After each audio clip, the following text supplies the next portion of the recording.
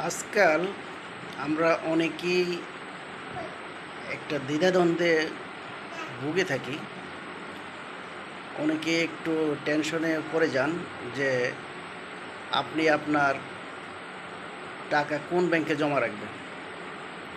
কিছু কিছু ব্যাংকের বর্তমানে ব্যাংকিং সেক্টরে কিছু কিছু ব্যাংকের বেহাল দশার কারণে এখন মানুষ এই ধরনের চিন্তায় পড়ে গেছে। কারণ আপনি আপনার কষ্টের উপার্জিত টাকা যে ব্যাংকে রাখবেন সেখানে যদি আপনি নিরাপদ মনে না করেন, সেটা অবশ্যই চিন্তার বিষয়।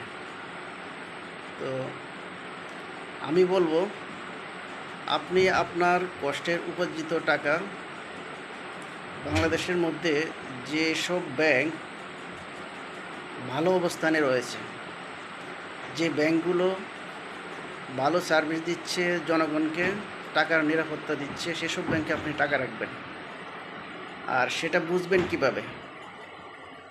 আপনি সেটা বুঝতে পারেন যে ব্যাংকের ক্রেডিট রেটিং দেখে, যে কোন ব্যাংকের ক্রেডিট রেটিং কেমন। যে ব্যাংকের ক্রেডিট রেটিং ভালো দেখবেন, আপনি সেই ব্যাংকে টাকা জমা রাখবেন।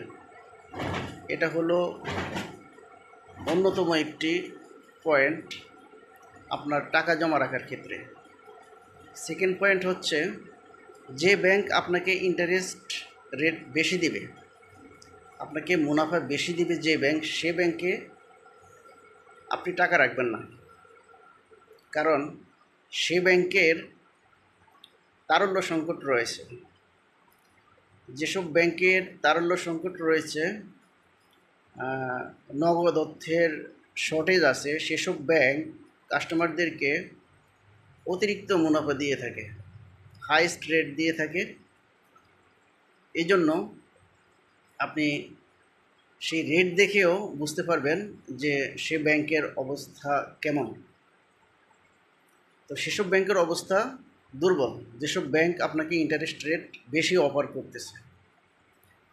আপনার তুলনামূলকভাবে ইন্টারেস্ট রেট একটু কম হলেও যদি আপনার মূল টাকাটা নিরাপদ থাকে, সেটা আপনার জন্য বেস্ট হবে। আর আপনি ইন্টারেস্ট রেট একটু বেশি পাবেন, সেজন্য আপনি দুর্বল ব্যাংকে টাকা জমা রেখে পরে আপনার মূল টাকা পেতে হলে আপনাকে অনেক দৌড়াদৌড়ি করতে হয়।